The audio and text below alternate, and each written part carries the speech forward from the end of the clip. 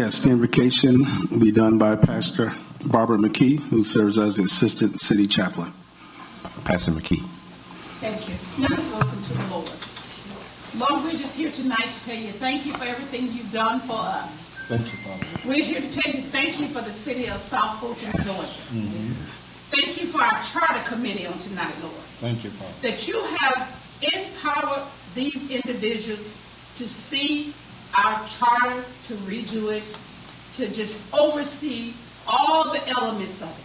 Yes. Thank you for giving them the knowledge, Lord. Yes. To submit whatever needs to be submitted. Yes. Yes. And Lord, we just encourage their hearts, Lord. And we just know that you have empowered them to do from what's on high. And Lord, again, we thank you for the city. We thank you for all departments, police, fire, our citizens, how hard they work each and every day. And Lord, we tell you, thank you, and it's in Jesus' name we pray. And we stand for the allegiance. All right.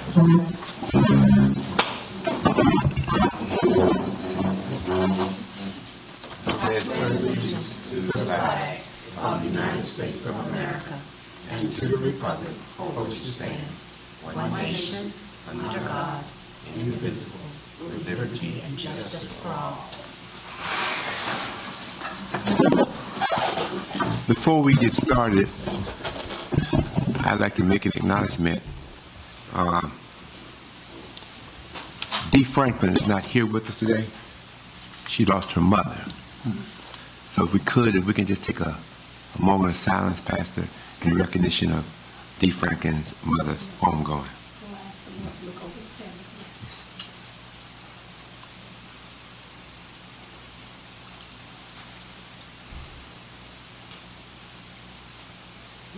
Amen. Amen.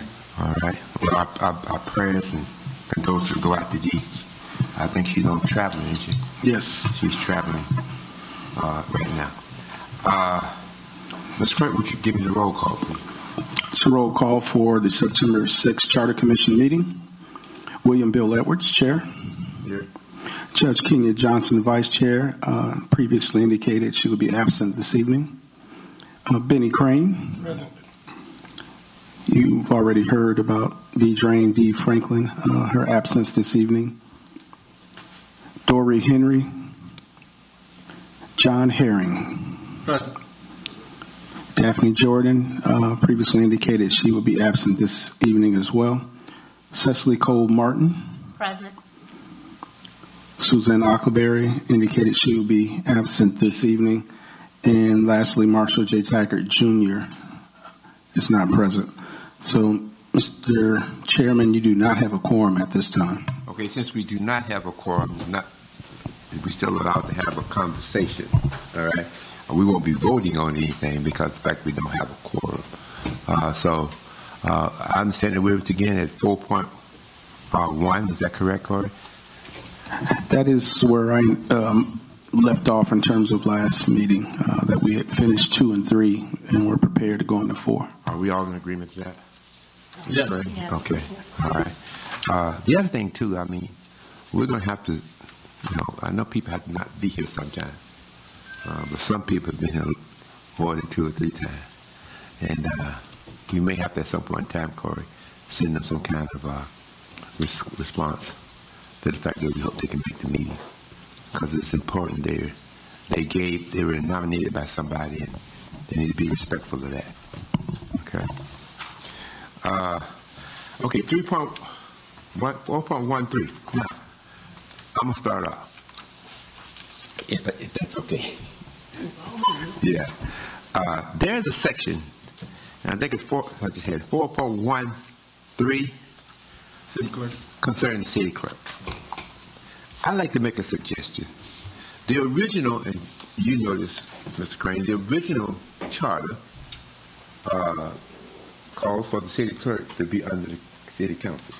All right. For whatever reason, I'm not going to get into that. It was changed by the council.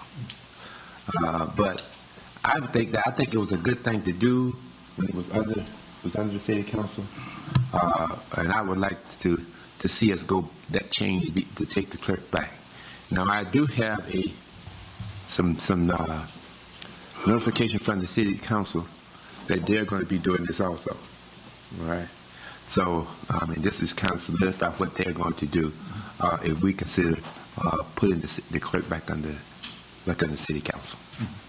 All right. That's going to be. And Corey, I think what you have to do is go ahead. I was going to say, before you got into the merits of the charter changes, we still needed. Yeah, but actually we can't take any action. We don't have a quorum. Take any action. Yeah. So that's why I didn't do it. Mr. Chair, Yes, sir. I certainly don't have any challenges with your recommendation for us to consider, though we can't vote on it. Right. But in order for me to have clarity, and I know you're resisting talking about the politics that was behind it. That's correct. Well, that was a political reason to change it, and that's probably a political reason or for some other reason to change it back. It might be helpful to give us a little meat on the bone so that we can make an informed decision. Well, Mr. Crane, what I can do is this correspondence, is it confidential? At this point, we can. The council hasn't seen it. Yeah. If this council sees that, it does everything he's talking about. If you can see that, so I think we should give it to him. Okay, I can prepare something because that's something to the council, but I can prepare something for the charter commission as well. Well, the one thing I can tell you, Mr. Crane, is that most governments our size, the clerk is under the council. All right. And I'll let you go over this. Okay. It gets to meet everything. Thank you, sir. So, Mr. Chairman, assuming that we cannot even discuss the disadvantages and advantages of that. You can discuss. You can do that. You can discuss anything. You just can't vote. Okay. Now, and what I would think, Mr. Clerk, is that those things that we need to vote like this, we need to vote on, that you would kind of prepare that for the next meeting. So we just actually go in and vote on those topics. Okay, so the document that you just... I'll let you see, yeah. Okay. So you're going to sanitize it so that... okay, I understand. I get it. Yeah, I'll prepare something for the charter commission. All right. And send out. I never saw this, by the way. Well, I didn't. It's my first time. Oh, okay, but still, I haven't seen it. Even after I read it, I still have not seen it. That's I like him. Sometimes you have to be that way. Right, I ain't seen it. Yeah. Anybody else? Now, we talked also about, let's talk a little bit about, is the agenda in 4 point, this chapter talk about the agenda? I can't remember. Okay. I think that was previously 3 point. Okay, so what we're doing is, if we all can agree, we can't vote, but I think that we should bring it back to the body at the next meeting for a vote, Mr. Clerk. Okay. All right. Anybody else? But item number 7, Mr. Chair, let's talk about the discussion of the city review beginning at section 410 now. 410? On the agenda sheet. Is it? Yes. The department heads. Item number 7. Okay.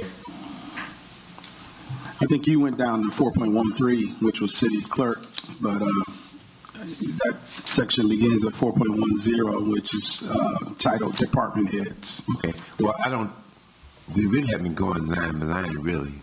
People have been jumping in with everything the same thing. Right. Yeah. So go ahead if you want us to have a discussion on that. What does that talk about? The charter review? Section 4.10, department heads, it talks about the appointment of department heads, their duties. City manager may suspend or terminate, kind of lays out the requirements to be a department head, who they report to. So, Mr. Henry, do you have any conversation about that? Not really, Mr. Chair, but since you surfaced this issue about the city clerk, and that will be open for discussion at this time, but unfortunately, we can't move forward on that. Well, you can still talk, on that issue. And what I'm asking the clerk to do is that when we get a quorum, that he present that for a vote. Okay. Mm-hmm. Anything you should want to add to my comments? No, sir. Okay. All right. Anything else in 4.10? Thank you. Did I answer your questions? On one side of it. Yeah. Right. That supports putting it back. Yes. That didn't support why it was moved. All right. You know why I was saying. You understand? Yeah. All right. Anyone else? We're going to run through 4.1 like that. I've had time.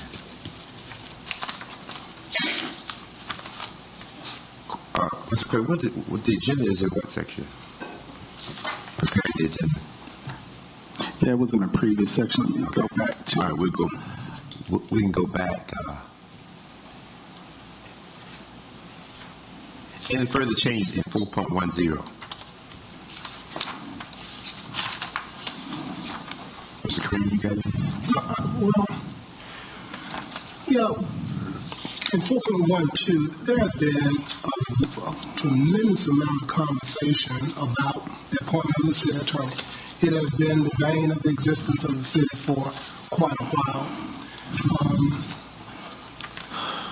I know I have these documents, but I just want to open it up. What is the current process by which the city attorney is selected, approved? I know that there was some conversation, even some changes where the legislature changed, where there had to be 2 or 3 failed nominations by the mayor before the mayor could finally appoint a city attorney without having to be approved by the council. What's the current status? I think it's the same. I mean, the mayor. It was changed earlier this year. Did y'all want to address that, or did you want me to do it? Okay. And actually, one of the documents that I included in your folder is a list of all the charter changes that have been, well, not all of them. Most of them have been changes made by the city council. One was a change by the General Assembly, but early this year, you'll see Ordinance 2022-003, and I think this is the item that Mr. Crane is referencing. The city council initiated a charter change where the mayor can appoint the city attorney, but he's not confirmed until at least 5 members of council confirm that appointment. That's correct. So that the other section in terms of after 2 failed attempts, the person automatically becomes the city attorney. That was removed. This superseded that. This correct. This changed that rule. Yes. Okay. And that was approved by the city council this year, January 25th. So, and it changed section 2.16, 3.23, and section 4.12. 2.16 or 2.12? Let me pull up the ordinance. I can tell you Because I'm exactly. looking at 2.12. That talks about the city attorney. It says on here section 2.16, section 3.23. Well, I'm looking in the first section here, and it says 2.12 city attorney, unless something has gotten missorted.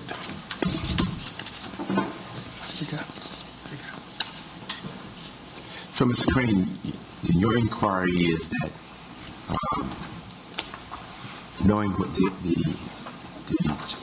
city has changed, okay? Your inquiry is what? Well, I just want to make sure that this addendum, this for information purposes, that's in the folder today, is consistent with 4.12. Let me just show you, since we're not formally. I see. I got 4.12. So that's 4.12. Come on. It looks completely different. I think that was the original. Yeah, I think it is. Is that AB? Well, hey, man, it's gone. It's in that Let's send it into the chat. It's in the first section here. Okay. 4.12. Yeah, look at the first section.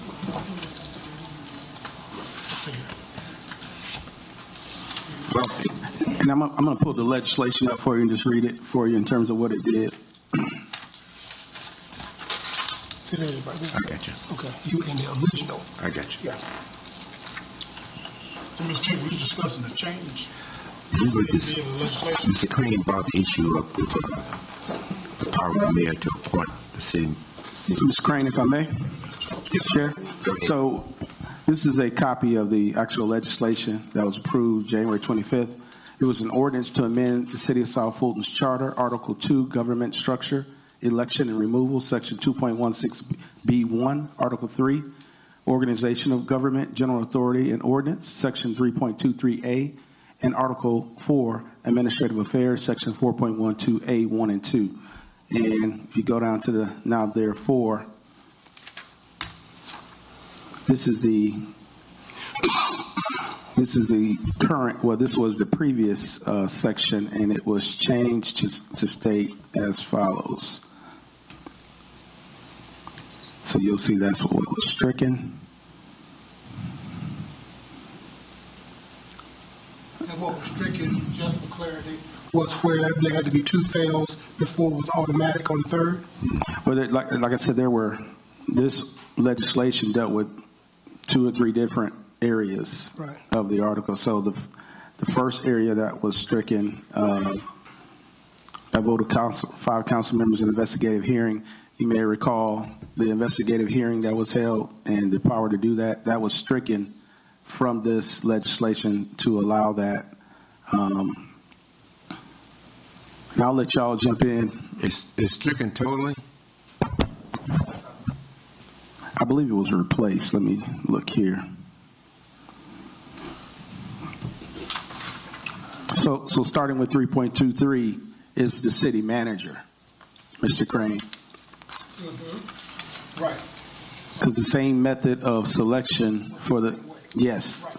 So if you'll see in 3.23, what was stricken was, in the event that the city council does not confirm the mayor's nomination, the mayor shall appoint another individual as the city manager, and such second nomination shall be subject to the confirmation by the city council. If a second nomination and a subsequent third nomination for the city manager are not confirmed by the city council, the mayor shall appoint an individual meeting the qualification established by this charter who shall serve as the city manager without such appointment needing to be confirmed by the council. And I think that's what you were talking about. So that was stricken for the city manager and for the city attorney. Yeah, so that was 3.23 for the city manager, and the city attorney is 4.12. So materially, the difference is with that being changed, then it takes the limits off insofar as those that are not approved. We can go on and on and on. Yeah. Essentially, correct? Okay, gotcha. Yeah, until there's agreement between the mayor and council. Until you get my, and I think that's good because the way it was originally done, I mean, you could put 2 people up and they get disqualified. Knowing that they were not qualified. Yeah, right. Yeah, it's automatic. Absolutely. I think that was good to do on the part of the council. I advocated for that before that legislation passed, too. I didn't support it. Okay. All right. Mr. Mayor, I'd just like to note for the record that Mr. Taggart is present. Yes. So that makes, we have 5. We still need 1 more for quorum. So Marcia, what we're going to do is have a conversation. There's anything that we want to vote on, we're going to hold it to the next meeting. And then when we have the quorum, we'll just go into the vote. No problem. So at this time, we only have the only thing that we have to hold out was the clerk becoming under the council. Right. That's something we got to vote on. And 1 more person, so we'll be ready to go. All right. We still at 4.10.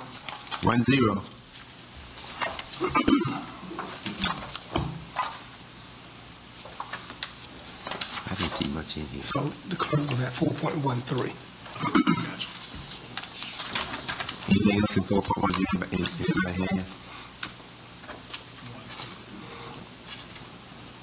There's been some concern. Let's look at the judges for a minute. That's 5 though. Section 5? Okay. I'll wait.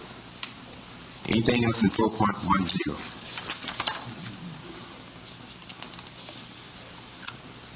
Okay, let's go with 5. We're doing good.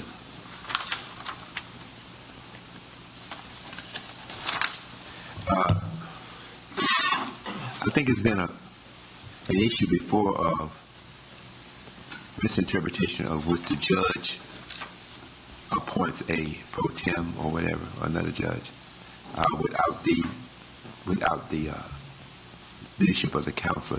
We had a problem with that one time. Did we correct that, Corey? I don't know if that's been corrected. I see Mr. McClendon. Mr. McClendon? See, here's the deal. I think it's, even the judge told me he thought he had the right to appoint, say, a pro tem judge, all right? Come find out that he couldn't because it has to be approved by the city council.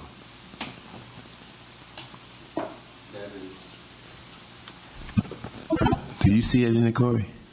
Actually, it's on the screen, section 5.11, and it's in letter A.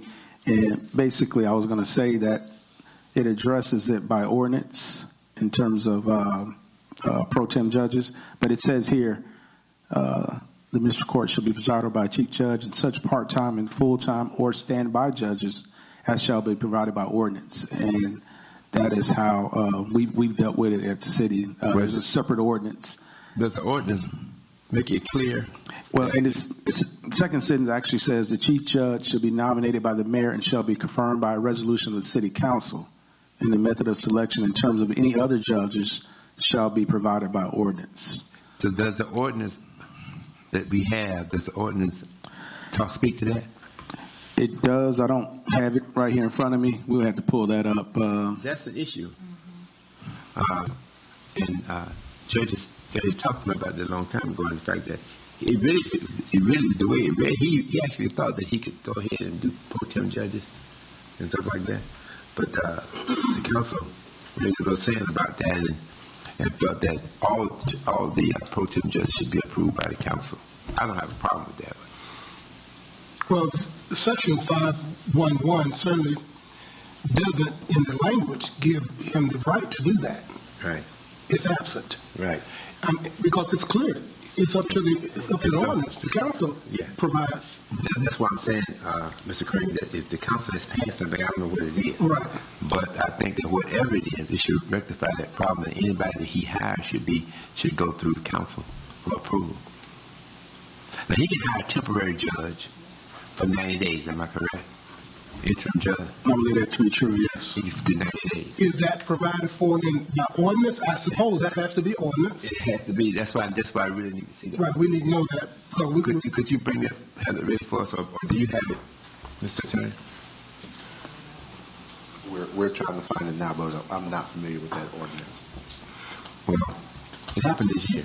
Because if we were to just look at the first line, the last 2-3 words, standby judges, would the pro tem be a standby judge in the event that the chief judge is absent? If so, then that clearly says that it's got to be approved by he will have that authority to do that. Well, the council is saying that they should approve all judges. Now, it gets me, but the judge can approve a position for 90 days. So if it was outright saying that he could do that, he wouldn't have to prove it for 90 days. Right. Well, this doesn't say he could do that. But yes, if there's some language already there, it'll be helpful to us. We would have to either do something or not do anything. I think that we need to have that language to see what it says, Mr. Carter. If there's an ordinance out there, I think there's one out there. And if it's not there, it's probably not our purview to even touch that. That would be on them. If it's up to the council by ordinance. Yeah, I mean, if they have an ordinance about it, we have no problem. No, what I'm saying, if there is no ordinance, there's nothing we need to do to the charter, because it should be something that the council should take up and not us. I don't know. Because it already says judges shall be provided by ordinance. Okay, I understand that part. But the problem that they were having is, okay, I get you. The problem that they were having is, without having the ordinance in front of me, I guess she'll tell us in a minute, but was that all judges. And I think, Mr. Clerk, they put a list of judges out and voted on them, didn't they? Or have they done that yet? No, we have not done that yet. Okay, I understand that's what they're going to do. So, Mr. Crane, they feel that it allows them to do so. Let the attorney think she may have had it. Go ahead, Madam Attorney. Section 7.1002 of our Code of Ordinances speak to the Chief Judge and the Pro Tem judges. The Chief Judge, in accordance with Section 5.11, shall be nominated by the Mayor and shall be confirmed by resolution of Council. Right. And compensation set by Council. And for Pro Tem judges, it says additional judges known as Pro Tem judges shall be authorized to preside over a municipal court on an as-needed basis. They shall be nominated by the Mayor, subject to confirmation by City Council. They shall serve 4 years and may be reappointed. That's the gist. And there's some costs here as far as appearances, $250, and all of the sessions $400. So there's some costs associated there. Don't know if that answers the question. So one thing you said that the additional judges must be nominated by the Mayor? That's correct. That's right. That's it, by ordinance. Okay. Mr. Crane, I think that settles. I agree with you. Yeah. Right. Nothing else to do here. Yeah. There's nothing to see here. Yeah. By the council. Yeah. Unless, I think sometimes they just want to be in the mix. In the minutes. I mean, in the charter. Right. So. Another place for someone to get clarity. Yeah. And it's not in conflict. We're fine. Well, let it be known that, we think that what you read really takes over what we were talking about. And it brings in the City Council into determination who's going to be a judge in that. I think it's more fair and right to do. All right. Well, this has been a great time to have our sitting judge here to speak to that. She has been a great person in her absence, so we miss her. Who you talking I'm talking about our vice chair. Judge Johnson. Judge Johnson. So I know Judge over here is a man. right now, Judge Johnson. Yeah. Well, she's in Greece. Oh, yeah. Yeah, so I ain't got no problem with it. These powers in terms of punishment that are given out by the courts that you see in 5.13, I don't think there's nothing to say about that. What do y'all think? Understand it. Yeah. Let the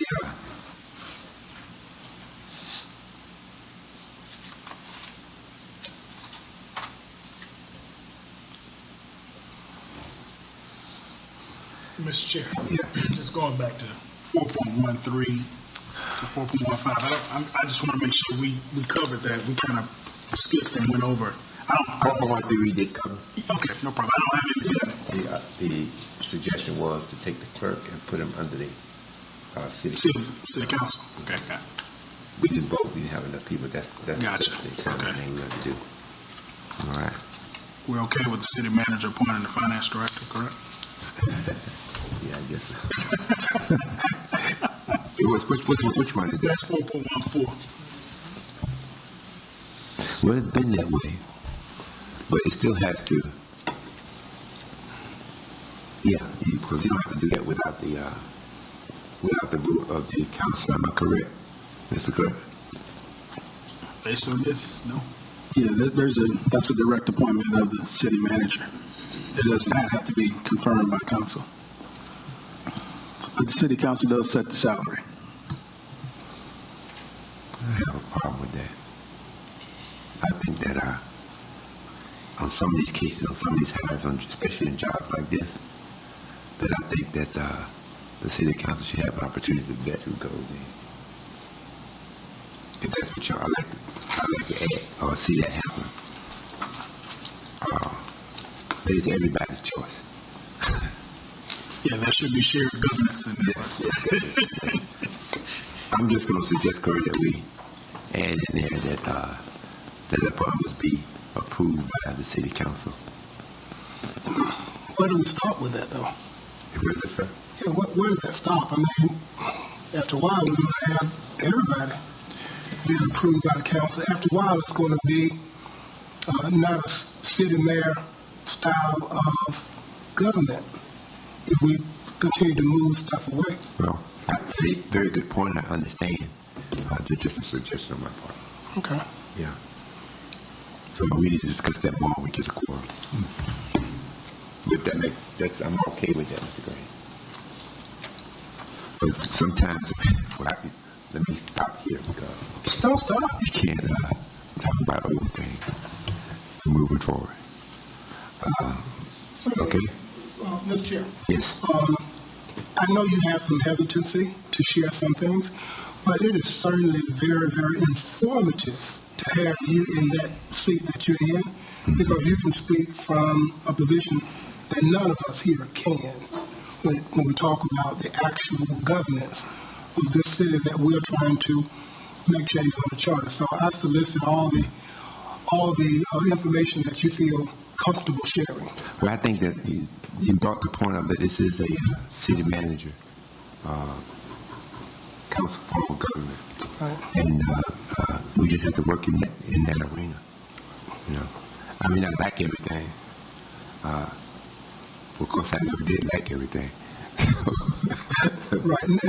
Nobody probably will. Right. No matter what we do here today or end of the month. Right. Yeah.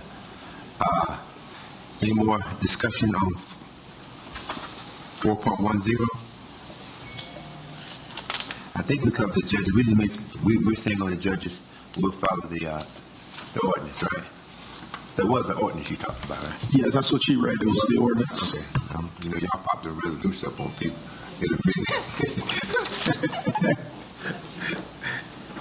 Get a resolution, and Nick can't get a cup of coffee. Let's go to 5.11. Oh, we did that. We did that one. Yeah. Convening the code, we did all that. Now, Article 6 is, why did you say finance? I never noticed that. It's clear. Yeah, I believe this Article 6 section, it deals with the property tax, the millage rate in terms of, the capping of the millage rate and what that millage rate would be. So well defined in that area, so we don't want to touch that. Okay, everybody's favorite subject, property tax.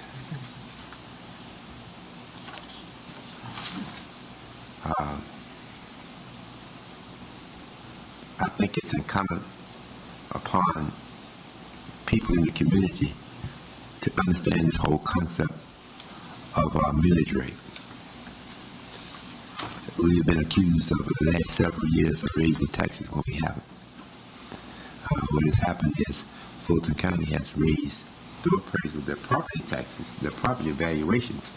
And anytime you're at this level, but you got more house, it's going to raise your taxes. So that's pretty well drawn out. I don't know much we can do about that. But I do think that people need to be educated. I think we need to find a way to educate people more when we talk about millage rates and ad valorem taxes and things of that nature. Perhaps, Mr. Chair. Yes, sir. Probably not more than it's not charter worthy, but it's certainly worth our weight, since we have been empowered to do certain things, to have a sidebar or an addendum, not part of our proposed changes, that suggests when property values are going up, we need to have millage rate rollbacks, because those are real property tax increases. And people oftentimes stand behind what a millage rate is saying. That's baloney. The people don't pay millage rate with a check. They write dollars.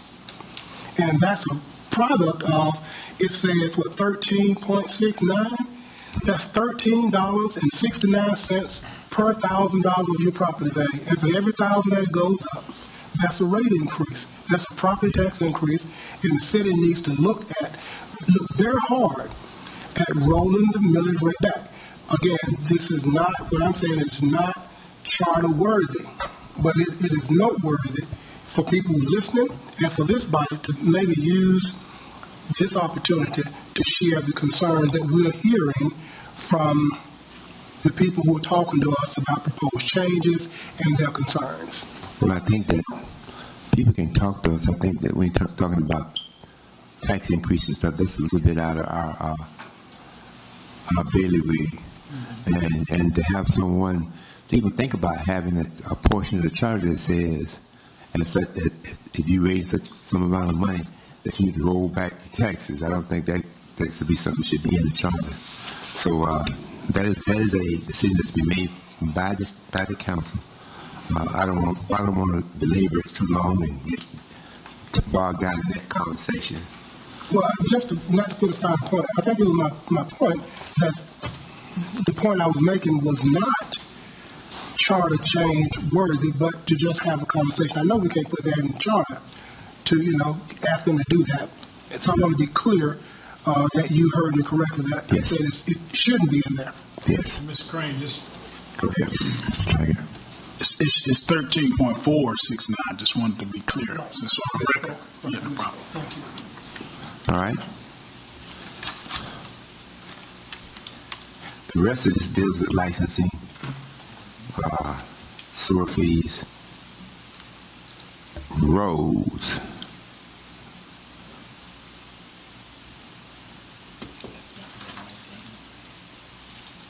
Okay. Anybody see anything else that need to be changed or discussed?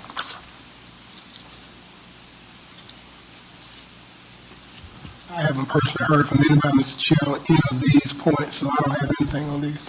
Okay, that was in 5, Mr. Crane. This is in 6.12 all the way through 6.22,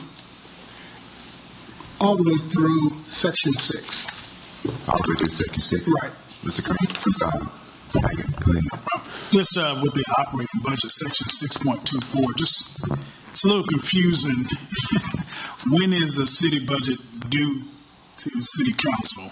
It says on the date fixed by city council, but not later than 30 days prior to the beginning of each fiscal year. Is the fiscal year already set? That's the first question. Is that so? That's a little confusing on when the budget is due. I know it is. When is the fiscal? Our fiscal year is October 1st through September 30th. So you got to be 30 days before that.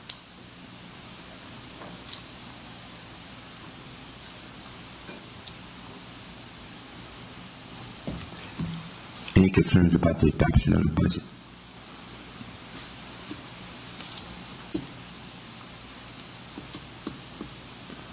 And let's be clear, we're not here to change the whole budget. No. We're just here to things that don't kind of look right or a loophole or something. And we're here to make recommendations to change it. I do want to say that in talking to the state legislators, they would like to have this budget in this recommendation in as soon as possible, because they're set and ready to move on this in January. So my thing is, we can get through this. How many more meetings we have, Corey? So we're supposed to go through Thanksgiving, so you have one additional meeting in September, 2 in October, and at least 1 in November. So that's 4. Yeah, I don't even think we need to do all of that. I just think that what I would like to do is maybe a couple of meetings before we have to turn it in. Give us an opportunity, Mr. Crane, to see where we are, to make sure that whatever we say is what we said. Right. All right. And so they can have this, and they can do their deliberations in January. Because it's my understanding they want to move as fast as possible. I certainly agree with that, Mr. Chair, but also I talked to some legislators too, and not that what they told me is in conflict with what they told you, but pre-filing starts in November, and they wanted to get an early start to get stuff put in the hopper as soon as they can, so they can get it done for pre-filing.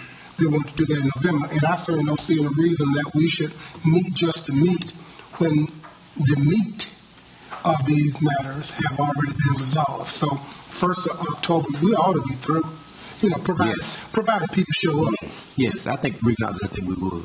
we'll be through and be ready to give it to them.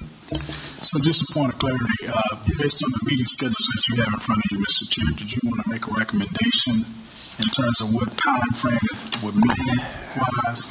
I think that if we can get everything done by either October 4th or October 18th, do you agree? And then we'll get it ready. Clerk will have to get current opportunity to get it all packaged up and then get into the legislature. Yeah, Mr. Judge, are we saying that we're not going to have any additional comments from the community at this point? We have, yes, we got to have them. I mean, if we get down to October 18th, Mr. Clerk, let's say that is can we get the notification out for the community to come in at that time? I mean, guys, we don't have to go to November 15th. That's my point, right? Yeah, I totally agree with that. Right. And so we can actually take one of these dates and be for the community to come in. Correct. Now, Mr. Clerk, will you be sending out the recommendations or putting it on the website, our recommendations for the charter?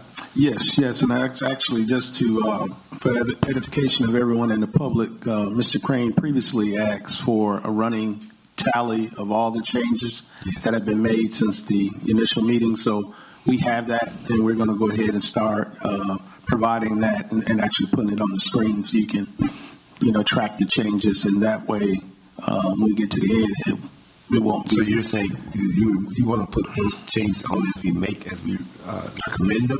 Yes, we try to wait till at the end. Yeah, we can redline it and so people can see what changes were made thus far. Okay. All right. Mr. Chair, Yes, Mr. Crane.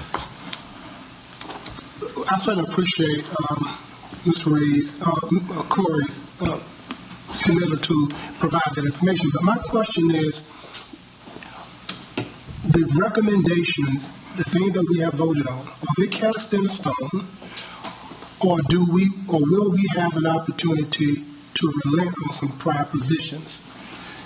That's why I said that if we do the 18th, I think it was 4th or 18th, one of those days, we can go back and look at where we are, all right? And you may want to say, well, I thought about this. Maybe we can change the verbiage or something. So that would extend potentially the meeting to the 1st of November then. If the public comes in on the 18th, that's the second meeting of the month. We wouldn't meet again for about 2 or 3 weeks. So we'll have to meet again to finalize. So it might be noteworthy if we proceed aggressively by the 1st of October. Well, that'll be the next meeting this month, to bring the public in on the 1st with the potential to finalize everything on the 18th if we needed to revisit anything.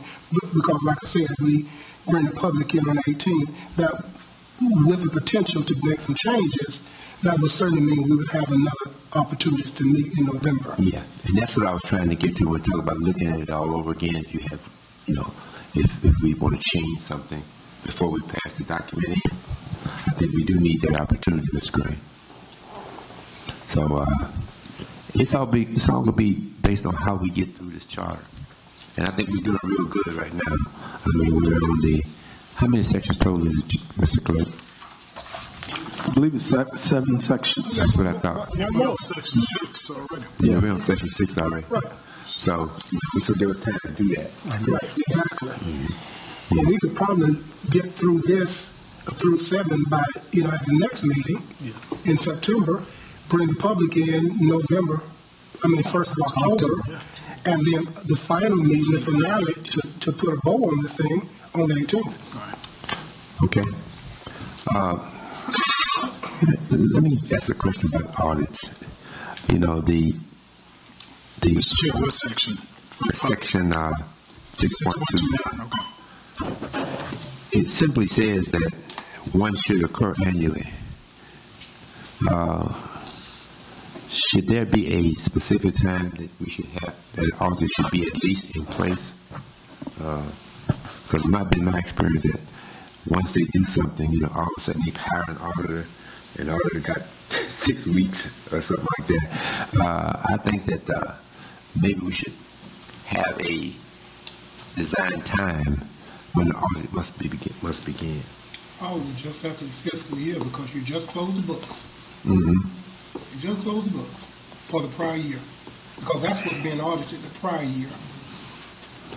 So we should say, what about this, Mr. Crane, is that we should have independent auditor 30 days after the close of the fiscal year. So to start the auditing process 30 days after the close of the fiscal year? That's correct. I think that's workable. Now, would that allow, with the language saying start, would that allow enough time for them to seek qualified, competent auditors within that time frame in order to start? They should already have one. Would that be an internal audit or would that be an external audit? I think we just do internal audit on Ms. Fleur. Yeah, we actually do. We have an external auditor. Yeah. Oh, yeah, that's right. They did. But it's part of the, just for information, but it's part of the document I gave you earlier. The City Council is currently considering establishing the position of internal auditor within our government. So your question, we already have an external auditor that audits. And that's who these fiscal forensic audits ought to be done by, somebody external, right? Not internal. Yeah, in my opinion. You're right. We were just addressing when. Well, can we also address whom? Address who? Can we also address who should do it? It should be a forensic audit? No. That's the council. It's up to the council. It's up to the council. You don't want to put that in the charter. Of course, you know, you said just anything to see if it applies. But I think it's something that counts. We don't take nothing out of our hands. So you haven't been there, Mr. Chair? If you for a second, Mr. Taggart. During your tenure, 4 years, did we ever have a forensic audit done by external? Not that I know of, am I correct, Cole? Not that I know. So not a forensic audit. Not a Under forensic. that definition, no. But a thorough, okay, let me not use forensic. I may be overshooting the runway. Yeah. Okay? I know that's a real deep dive. I get That that. is a deep dive. But an external auditor will come in because sometimes, you know, everybody internal, you know, they're in the soup together. But to have it external. So we're now 4 years, 5 years in, on our way to 6 years in, and we've never had a deep dive audit. Well, I think having the internal and external auditors is a step in the right direction. If I may. Go ahead, Mr. An external auditor deals with what we say here in 6.29. From an accounting standpoint, it deals with accounts, funds, and financial transactions. And we're saying 30 days after the close of the fiscal year. Is that something we agree to? Yeah. Okay. And then the internal audit, I think to Corey's point, they usually deal with policies, procedures, making sure SOPs are in line, standard operating procedures. So that's more so of your forensic approaches, right? So there are two different types of audits in this case. Mm-hmm. So for this area here, we're talking about external, dealing with the finances of the actual city. So are these audited audits or are they compilation audits? And for those who know what I'm talking about, for those who may not, a compilation, an auditor will just audit what you give them. Okay? Audited financials is when the auditor actually would come in and open the book themselves. So can you tell me which one have been done? I wouldn't vote on nobody that audits something I gave to them. Well, I mean, that's the type of audit that exists. It's a calculation audit. History shows that we have given the auditor the way to go ahead and find what they want to. Okay. Well, that answers the question. Yeah. Okay. If we give them everything, we're going to look good every year. Yeah. So we'll bookmark the time, Mr. Chair. Is that your recommendation? That's correct. Do you go with that? Oh, yeah. Now, let's talk about procurement for a minute. And I want to ask the city attorney. 6.29. I'm sorry, 6.30 into.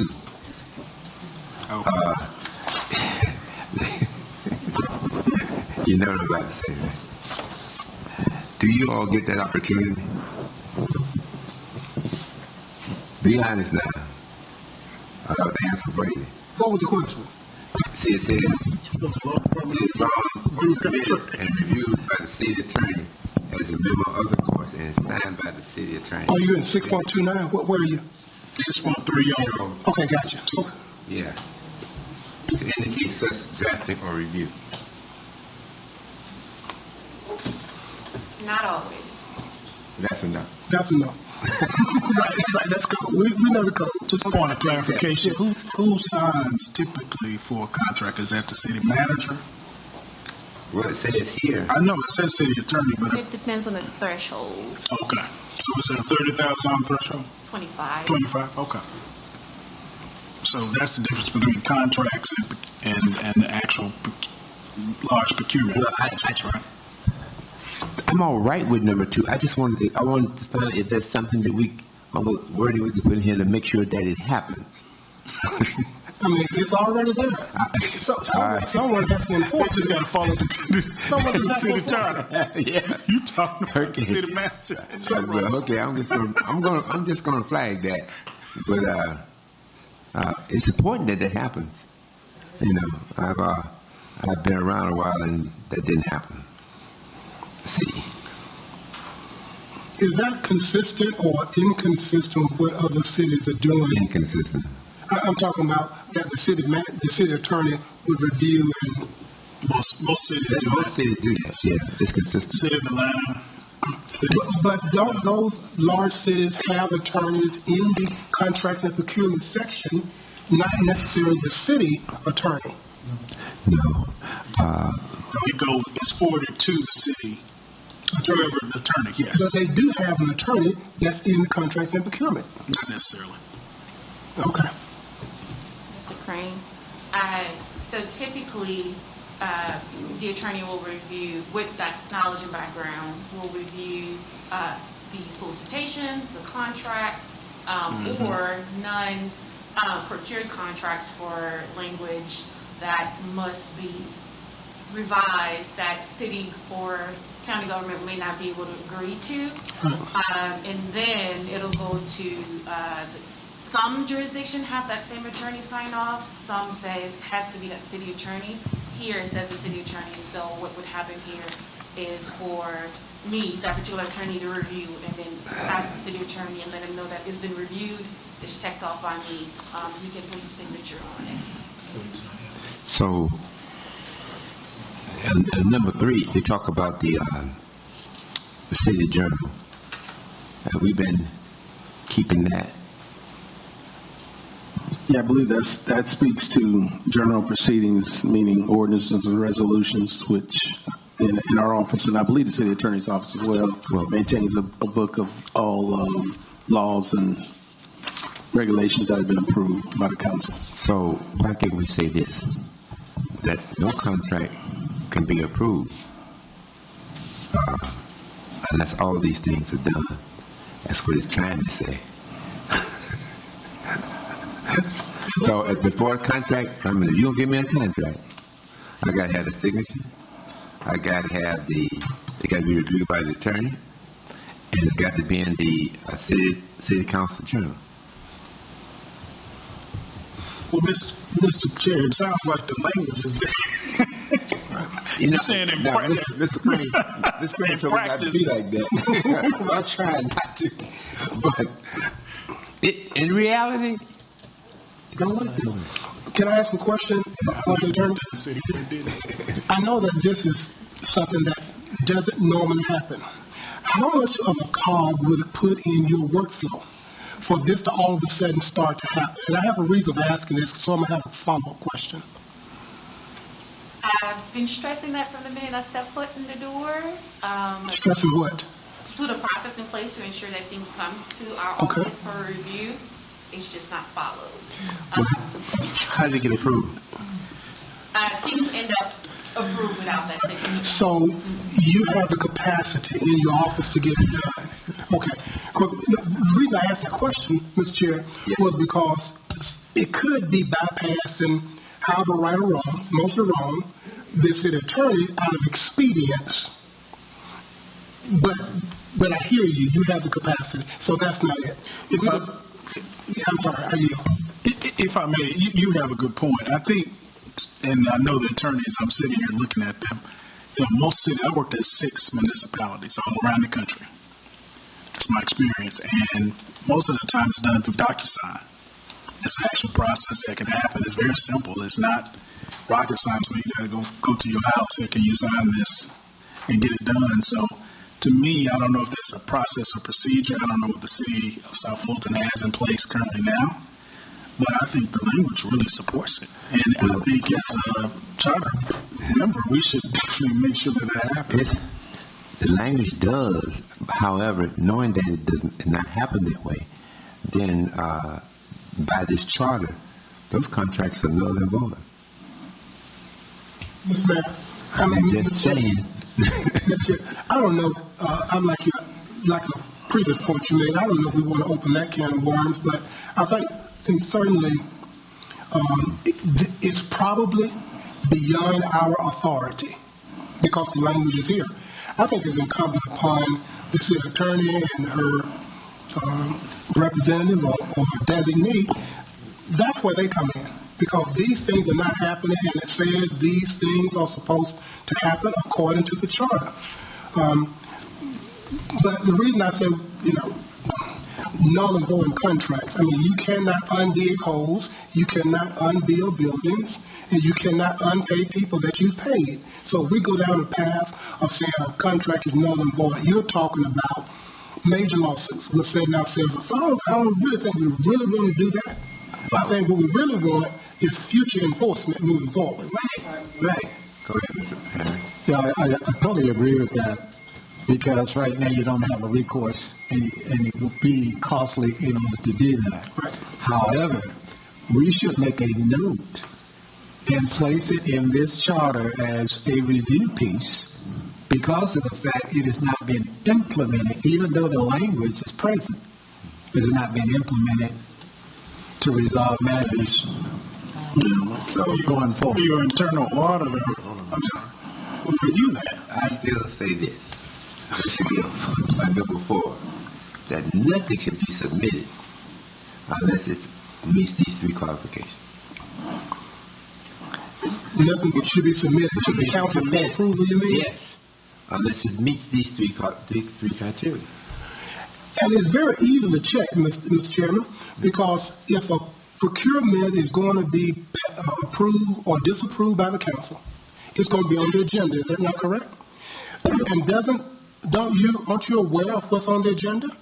So certainly the chairman, the clerk can cry loud and speak nuts. We don't have a signature on these RFPs. This makes sure. It's a contract. Okay, well, I get it. You know what you're saying. Excuse me. All I'm saying to you is that for simplicity, and the attorney showed you that it's not been happening all the time. When you start talking about not only those contracts null and void, but I think it puts us in a liability situation, and the fact that we approve those contracts without doing everything we need to do. So I'm just saying, if you could put a line 4 that say all contracts that to be submitted must do all 3 of these things and sign off on. That's all I'm saying. When you say be submitted to whom? It goes to the council. Council votes on contract. No, then we ought to say that. Okay. The council. Right. That's all I'm saying. It's redundant, but redundancy is probably what we need. It's right there. Where? It is made or authorized by the city council for such approval. Right? Yeah, but you heard reality, didn't you? Right. It's redundant. Yeah, It's administration. This is policy, right? I understand. We'll put it out there, see where it goes. We'll keep it out there, see where it goes. And Mr. Chair, I must say that, we do have a process in place. It's a paper process that requires signatures. It's a routing sheet that is sent to various departments, including the city attorney's office. The majority of contracts are reviewed by the city attorney's office. There are some, depending on certain departments, that may have bypassed or not all members of the city attorney's office has reviewed it, but I don't want it to be left that there's a widespread problem of contracts not being signed or being reviewed by the city attorney's office in the city. Well, just think it needs to be in there. Understood. That's just to ensure. So my colleagues here, I agree with what. No, you. It needs to be in there. In Fulton County, we didn't do anything without passing it through everybody. The fire department, police, parks and rec, am I correct, Corey? Everybody had to sign off on it before you did anything. And to Mr. Taggart's point, we are implementing a new electronic process that is going to make that any chance of bypassing the city attorney's office very rare, because it's going to automatically go to certain individuals to indicate that they've reviewed this. And Mr. Clerk, that it also will count the number of days it sits on someone's desk too. When it's automated, so you knock out a whole lot of these issues out before it gets to city council. Yeah.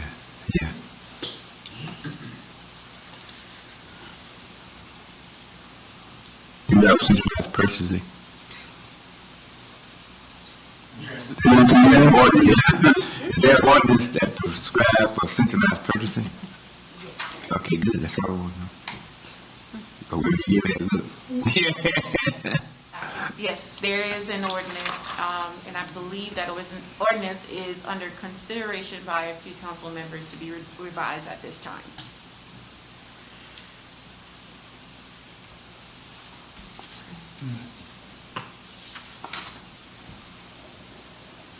Now y'all got to explain number 6.31 to me. Corey, am I reading that right?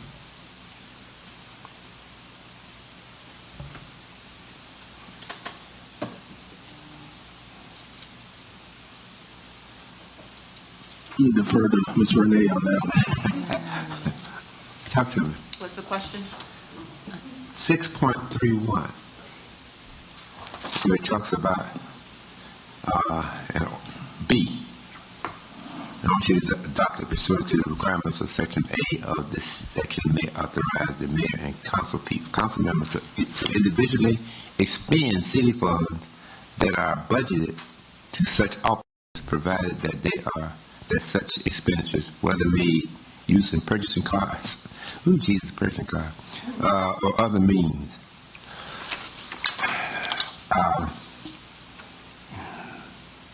So essentially it says that the council can expend whatever is budgeted for themselves, but the city manager must approve those purchases or expenditures.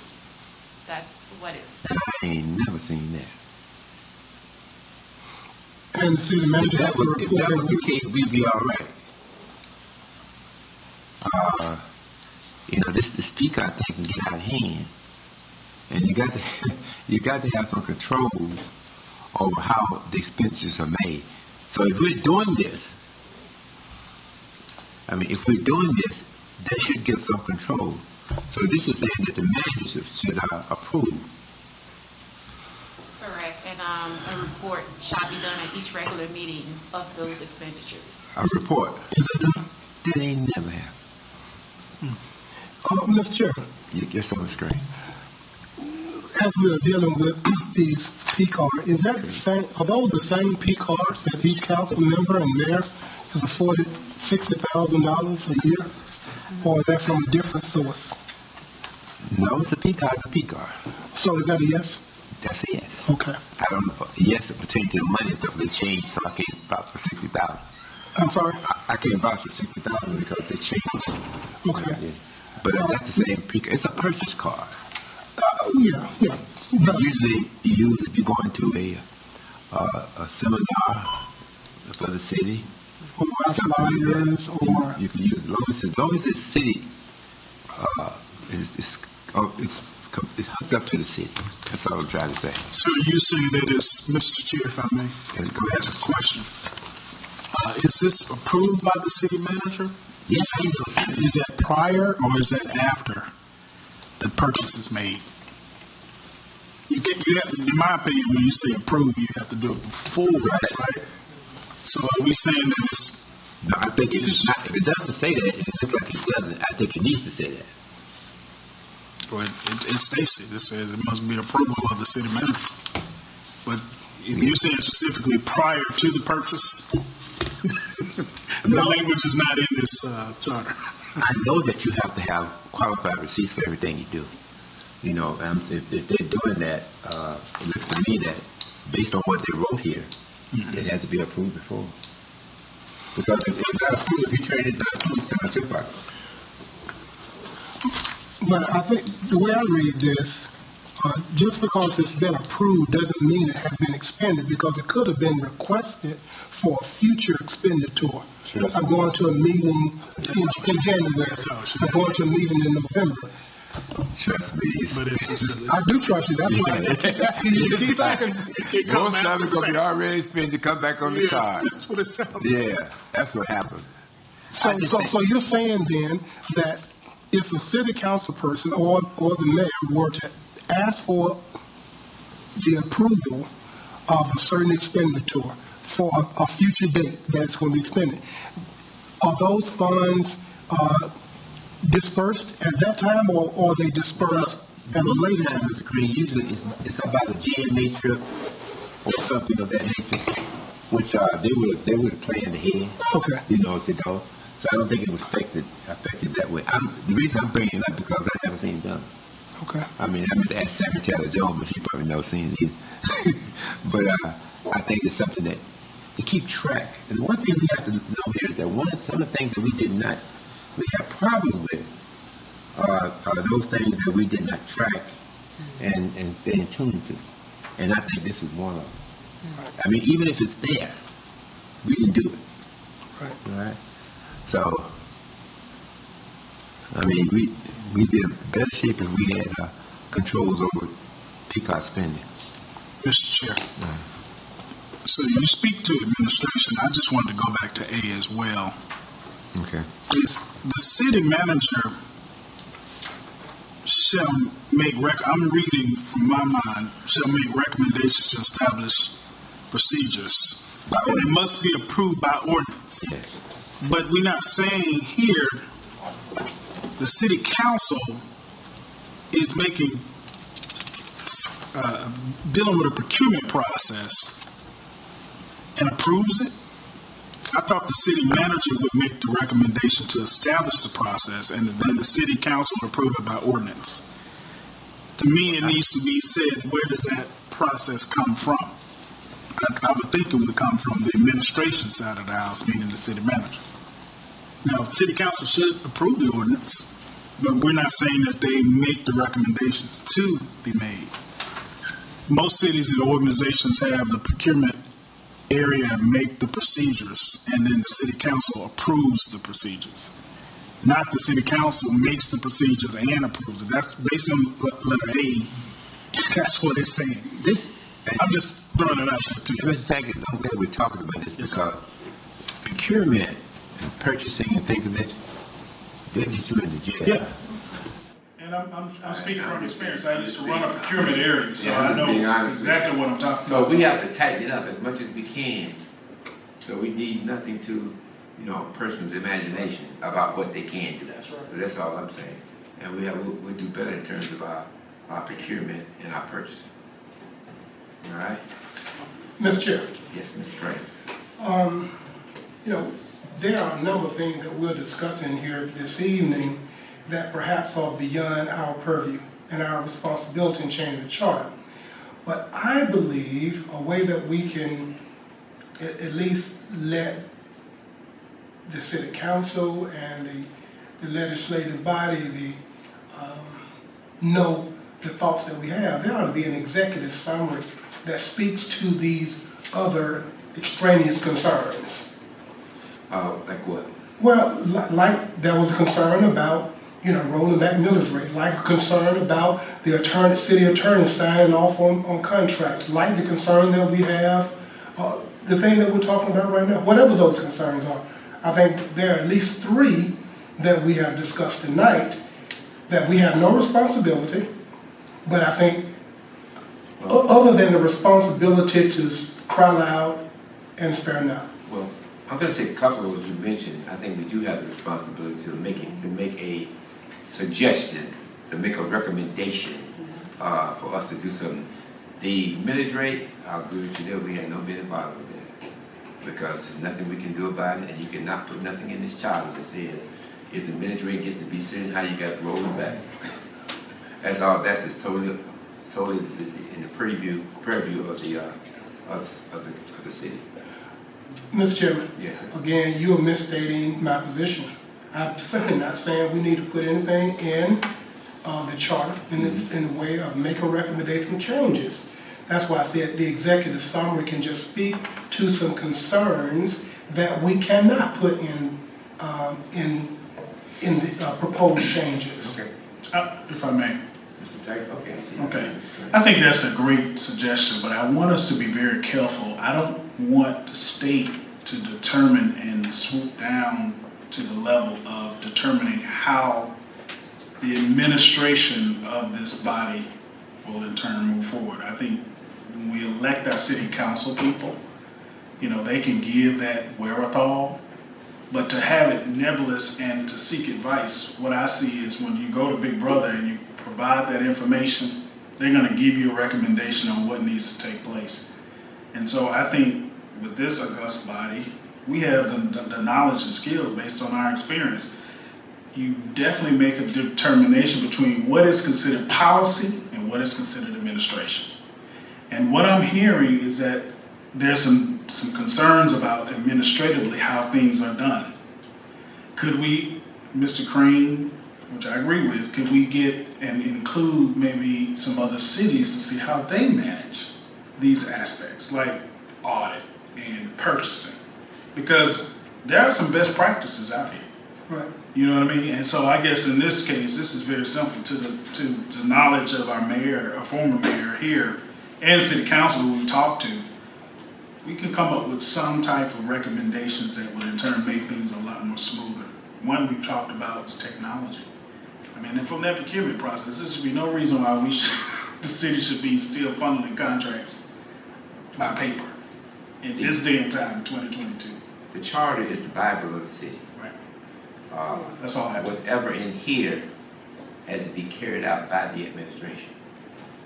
And I think that's what we're trying to do now, is tighten up on some things, so that things don't slip through the cracks.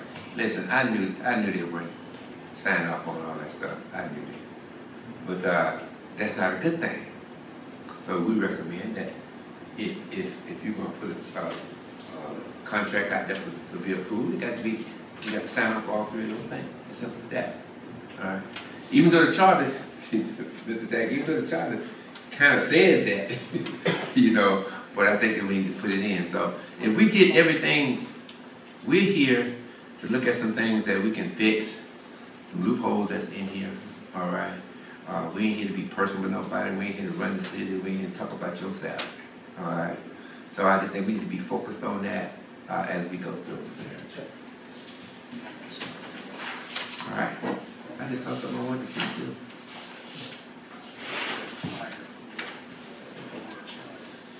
That's everyone. I'm going to have to attorney this on the sale of property. I don't see anything up here that suggests what property is feasible and the properties that are not feasible. What I mean by that? Properties that, let's take for example in Fulton County. If the property is less than an acre, it can be an outright sale. If it's above the acre, it is deemed feasible. And what they do is they sell those properties through closed bids. And when the property comes, when the bid closes, they do an appraisal and then they open the bid. I don't see anything in here, not that we got some property sale, but I would want to see 3 acres of land that we own negotiated by city council and somebody and said, just give it the money. I think we should look at the example of Fulton County and deem what is feasible and what is not feasible in terms of sale. We may not have anything now, but some point in time we're going to have something. And I think that is, I just dealt with that this week, feasible and non-feasible sale. So, what do you think?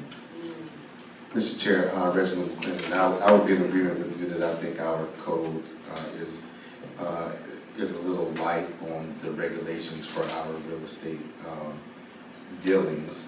Perhaps that's because we haven't been around long enough to just deal with a lot of real estate.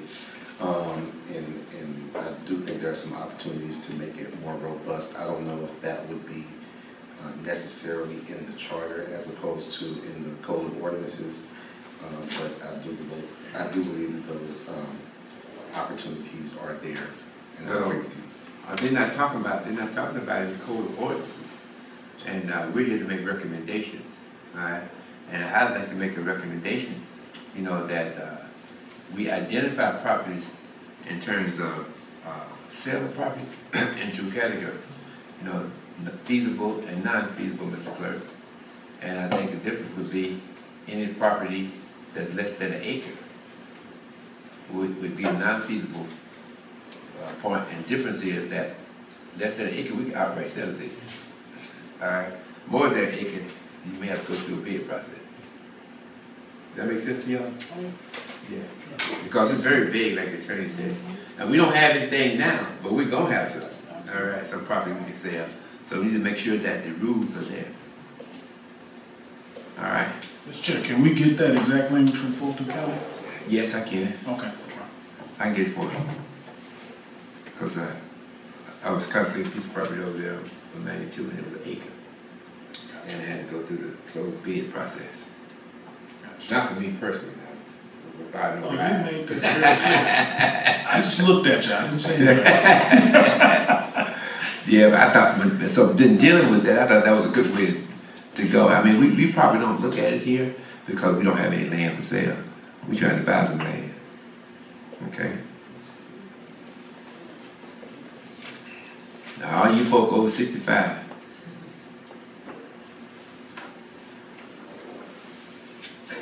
Listen. We're talking about the Avalon homestead exemption, right? Yeah, okay. Tax. And that age requirement, Mr. Chair, is in the per the code, right? Section 48-5-40. What's defined and qualified as homestead. Okay. Homestead means? What it means, right? Yeah, it's a defined and qualified code. 65. It's already, there's a code section in it. Right, there you go. I know a lot of people talk about, I mean, you'd be surprised at how many people don't even have homestead. And it's a big tax deduction. Huge. Huge. But I'm not over 65, so I'm not getting that right.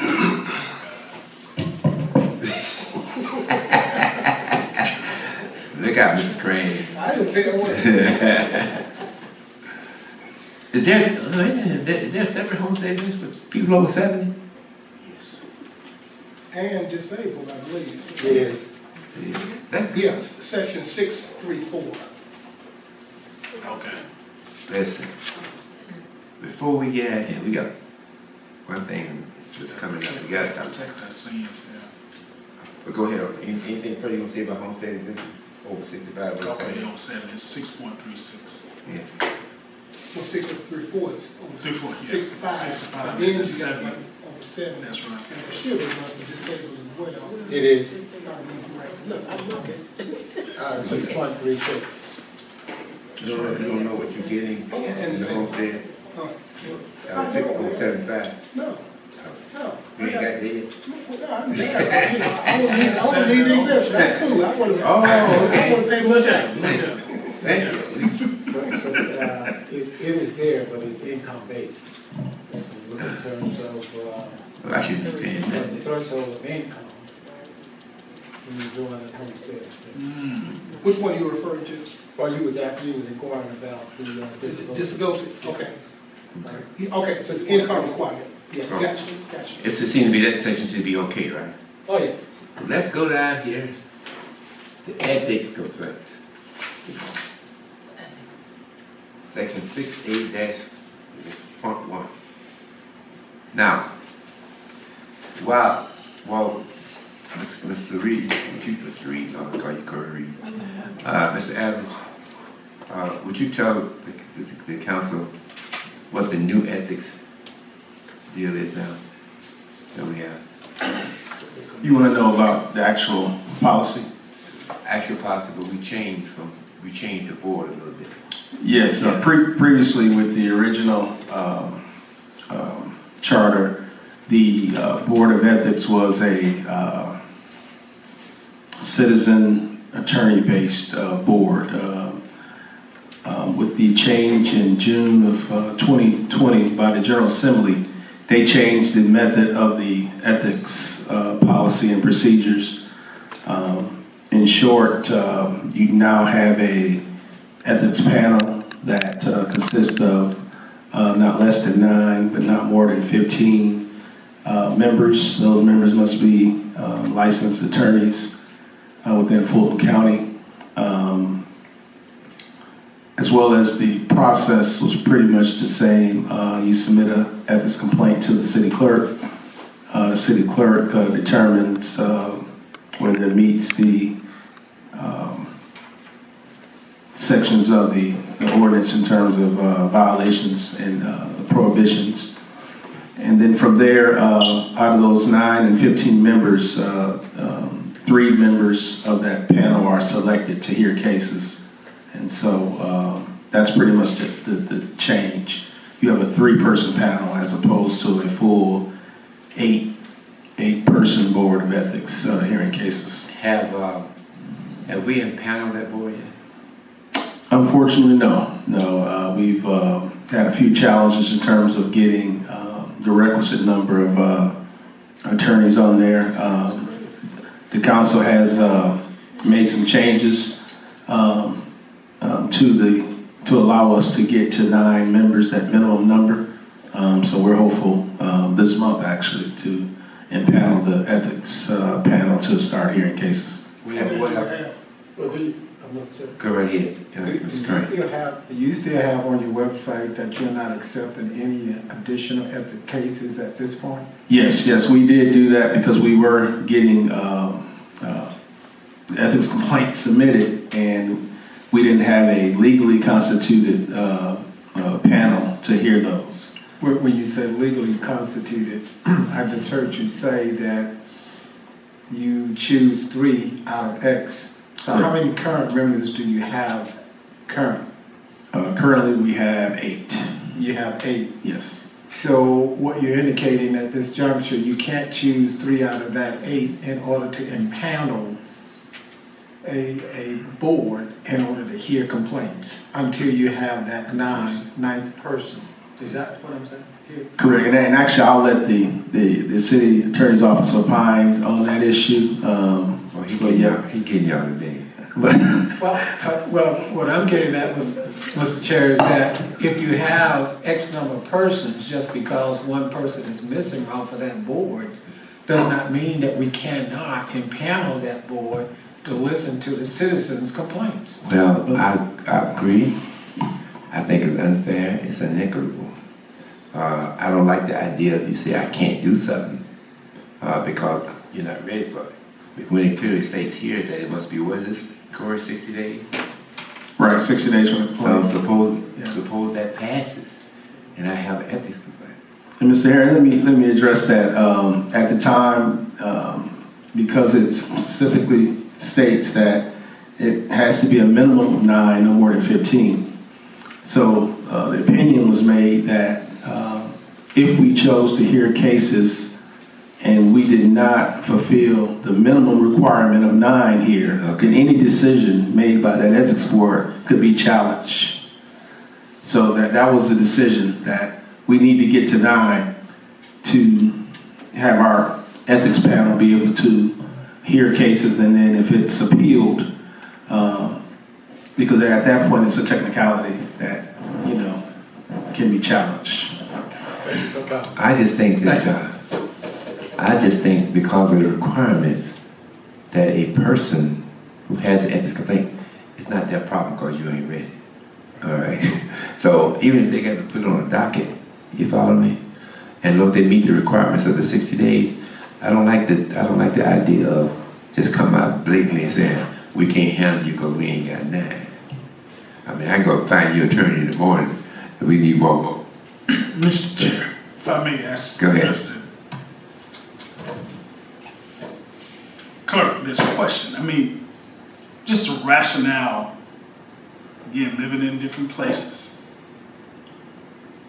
being a native Atlantean, I'm trying to understand, why do every ethics panel member has to be an attorney? That's my first question. And then two, it says promptly draw names randomly from the list. What's the justification and how does that happen? What's this randomness on how you choose it? Is it based on the person's specialization, what they practice, if they dealt with this before? It's kind of a little nebulous, even what's that's here. So I'm going to, Mr. Chair, we're going to need to recommend something related to this word random. That sticks out for me. That's all I have. Well, I agree with you there, but I would like to put in a recommendation too, that if a person has a complaint, you can file this complaint regardless of whether you're ready or not, whether you are equipped with the 9 people or not. And it should be put on a docket. I mean, some people on a docket, and Fulton County been there for 20 years and they got there yet. But I think at least it tells people that, you know, you're going to tell me I got this complaint, and you tell me I can't file it, you know, because we don't have our stuff together. So I just think that we need to add in there that complaints should be taken regardless and placed on a docket and make sure that they meet the requirements. Because if you tell people to go away, then you know they may not meet the qualification that you have here in charge. Yeah. Now I am receiving complaints and I'm holding it, so I have it. And but you know the number is under the purview of this body. You know, this 9 here. You do have the ability to change that and remove that impediment. Question, Mr. Chair. Go ahead, Mr. Darren, can you walk us through a typical process? I know that someone filed a complaint. So if we had, well, first of all, have there been any hearings where you had 9 ever before? No. Okay, Yeah. so we've had ethics complaints under the previous setup, you know, in terms of the charter. And it didn't take 9? No, yeah, we had a body of 8, and so did there was a simple majority voting on ethics complaints. So the process, so let's say the lawyers with the lawyers, it takes a minimum of 9. So does that mean the 9 panelists would hear this case? No. Or read this case, and then from those 9. Now, the process is contemplated by the current ethics panel is a complaint is submitted to the city clerk. I review it for sufficiency. If it meets sufficiency, then we go to the selection process. Of the 3? No, of the 9 or 15. Okay. So you put that in a hat or bag, and you have a random person mix it up and pull out 3 names, and that has to be documented. Who appoints the ethics? Who appoints the ethics? Our current process, each council member and the mayor gets to appoint 1, and then the city chief judge municipal court appoints 1. What has caused us some a little bit of delay is the District 7 seat is vacant, so no one can appoint his person. So that put us in a bind. So now we had to have a workaround to allow the chief judge to make another appointment in situations like this, so that we are not in a position of not being able to hear cases. The appointment is a term, right? Yes, the term. So the previous council person, are we saying that they just got rid of the person who was already appointed? They had a particular term. Well, you got to remember, this is a change by the General Assembly. So the previous board, the ethics board, went away. Yeah. Once they changed the charter, they struck the previous way we did it and instituted this. So we were starting anew. So we had to do is go to each council member and say some of them reappointed their previous person, but the problem was some of those people were citizens. Right. So now they have to be attorneys.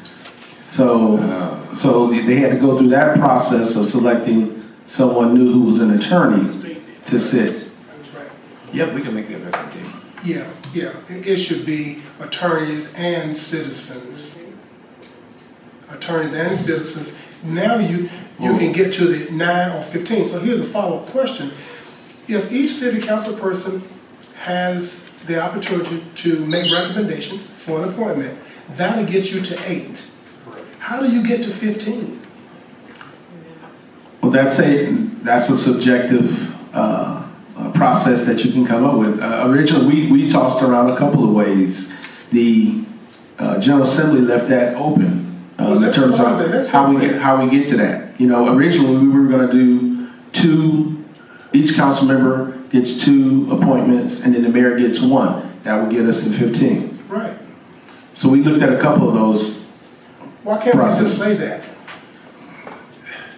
I just think people, community people, are going to be more able to come to meetings and stuff like that, needs attorneys. So it may be, in fact, that we do need some private citizens. Some private citizens. Is this a paid board? Yes. It is. And is it commensurate with what an attorney gets per hour?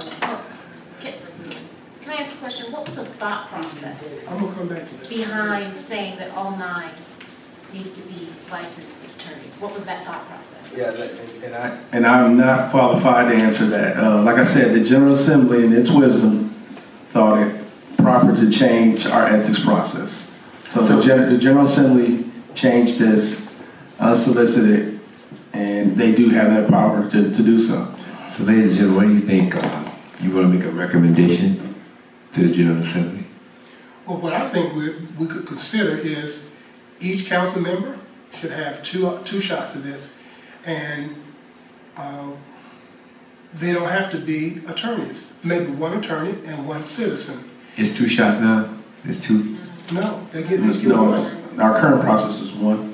Well, I think that's good. I think it's a good suggestion. So they each get 1 attorney and 1 citizen. Right. Now, whether they get the attorney or not, you got to have an attorney who wants to do this for that amount of money. And I'm going to come back to the question that you didn't answer, Mr. Adams, about how much you paid.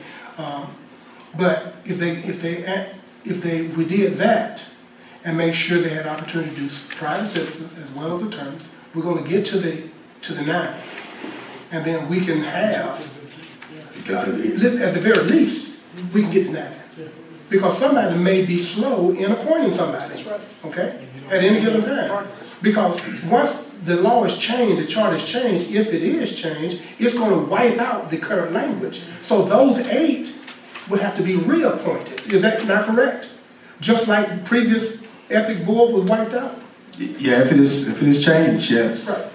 So we can get to the 9 if we are thoughtful and forward thinking on this matter, and get 2 per council member, and the mayor gets 1, and we keep it moving. Because what has happened, and I don't think it was the General Assembly's intention for these unintended consequences for us to shut down the ethics department, because that's essentially what they did. Yeah. They shut it down. Last question. If a person files and we can't move forward because we don't have the requisite number of 9, do those cases have a lifespan? I know they got to file within 6 months of the infraction. What's the lifespan that it can sit unattended to? Well, I have to look at that more specifically, but I do believe that the 60 days, the 6 months time frame is what applies to this case. So that's why we're feverishly trying to get it done, because the cases that have been filed would fall within that time frame. I saw that it had to be filed within 6 months of the alleged allegation, but I did not see that it must be adjudicated within 6 months of when it was filed. That's what I was saying, Mr. Crane. It may have to use it like the Superior Court, and they have to put it on the docket. Right. All right. And then as you go through adjudicating things, we'll get to it. But you can't lose that 60-day requirement. Right. And it just can't go away. Right. Because, it could be planned. I mean, if you're doing ethics complaint, you got the attorney with you. You're going to say, hey, past 60 days. So people can really do anything they want to now because there will be no ethics hearing or proceedings at all. They can't do what you want as long as they file. Well, Go ahead, Madam Attorney. Mr. Crane, to answer your question, it's a per diem for each meeting, and I believe it's 50 now. You asked about Right. pay. right, thank you, yeah. That's a big pay raise for most attorneys, right? Yeah, right. So they're gonna be jumping at the bits for that position. So that's why it's important that we get people who can really do this and who don't mind doing this. No, I'm not saying we don't need an attorney. I'm just saying we need some citizens involved also. I agree. Yeah. So what is our recommendation? My recommendation was to have, Mr. Chair, Yes, let's remember that we don't have a quorum. I said recommendation. I ain't saying about vote. we ain't doing this. Watch yourself, boy.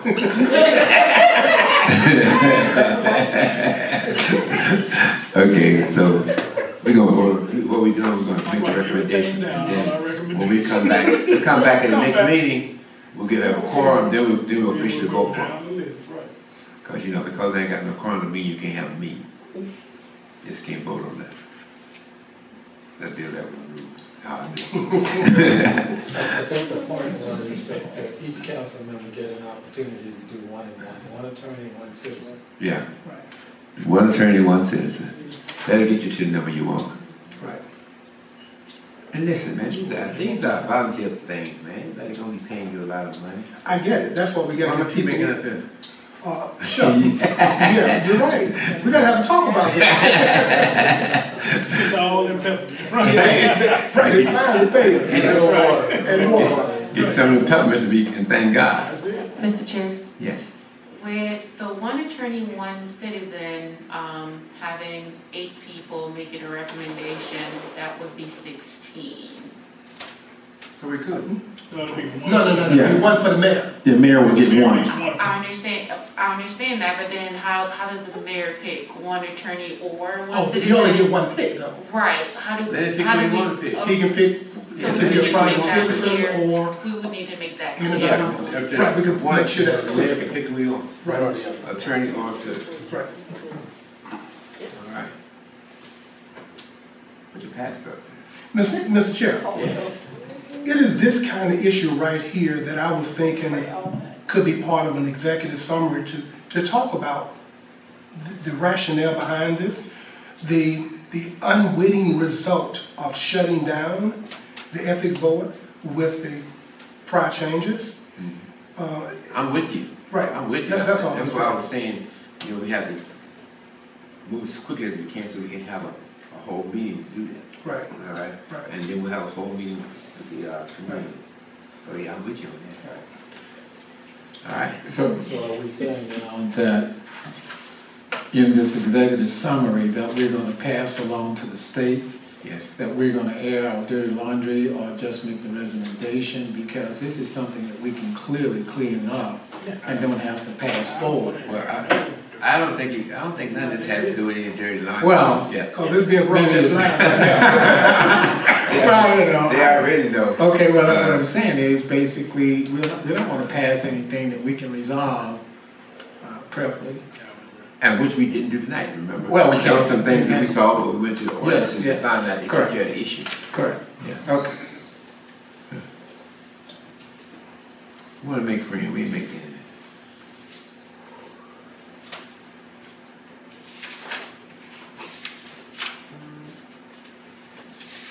Okay, so I don't think we can deal with how the Ethics Commission run, very much like a cult, as it looks here.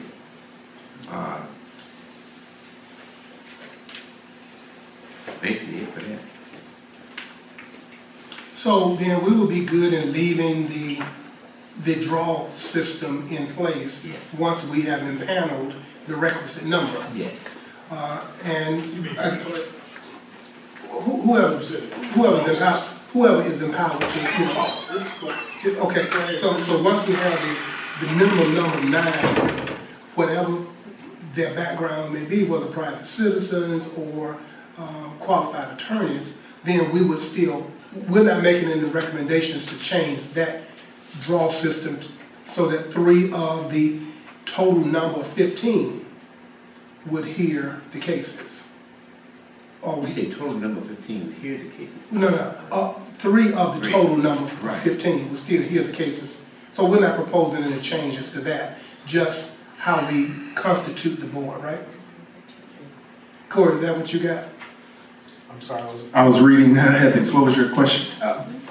The proposal, the recommendation that we want to put forth at our next meeting is not to change anything but how we constitute the body, not. Yeah, the method of selection, yes. Right, not the function of the draw system to draw 3 of that requisite number. Correct. Whether it's 9 or whether it's 15. Right. Right, everything will stay the same. Correct. You That's my described it for understanding. all practical purposes. You said you're gonna reach in the bag and pull out the names. Is that what you said?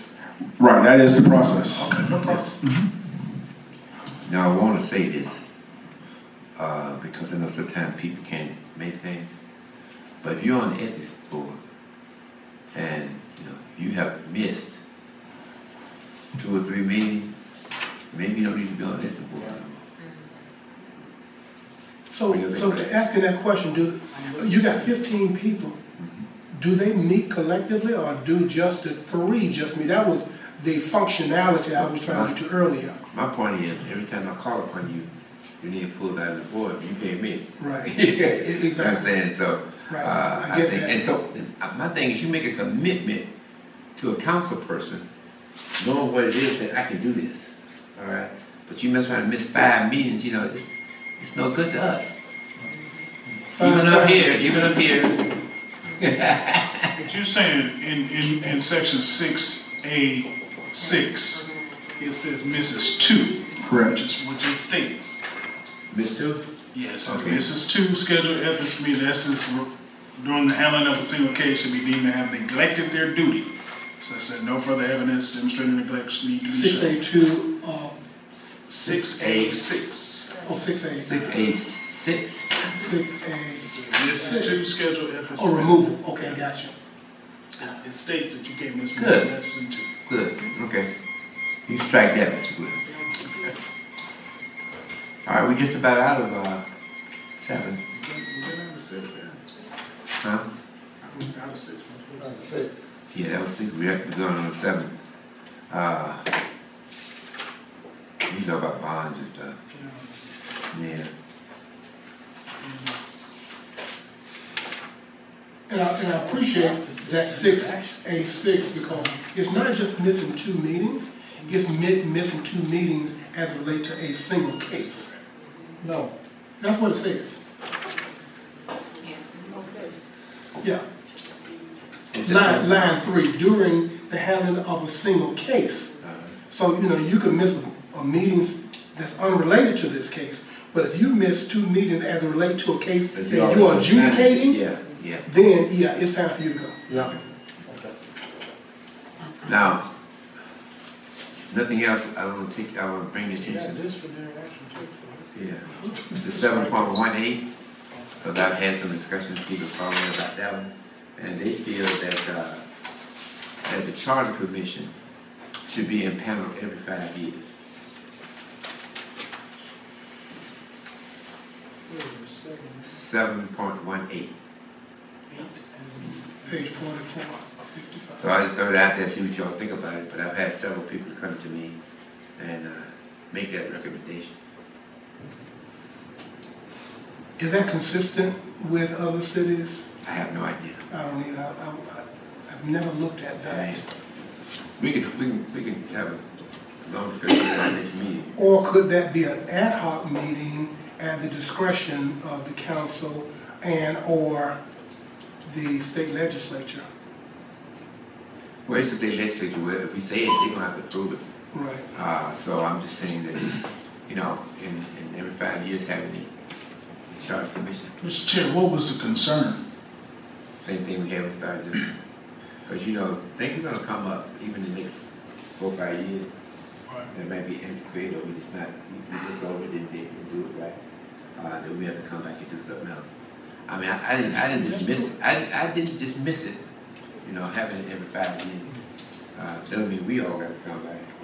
And it won't hurt. I don't see it hurting anything Yeah. to impanel them. Right. They may go through and make no recommendation. Right. Right. We are, so, Mr. Clerk, we're going to suggest in 7.18 that we impound a charter commission every 5 years. All right. With that said, I can take a motion to dismiss. We can't vote on it. You got it. Yeah, I got you. Well, I appreciate it. Recommend. I recommend. Yeah, I concur. He got it. He got during that time. You never step over that, Turn it over there. Yeah, you're the time to